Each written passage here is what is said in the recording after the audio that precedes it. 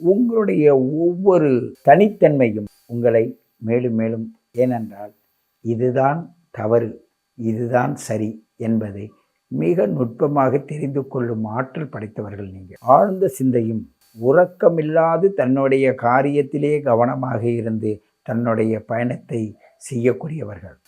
ஒரு பொது சேவைக்காக தன்னை ஈடுபடுத்திக் கொள்வார்கள். உங்களுக்கு 1000 எதிர்ப்புகள் வந்தாலும் உங்களுக்கு வரும் எதிர்ப்பு தான் உங்கள் உயிரை பாதுகாக்கிறது. உங்களுக்கு வருகின்ற கடன் தான் உங்கள் உயிரை பாதுகாக்கிறது.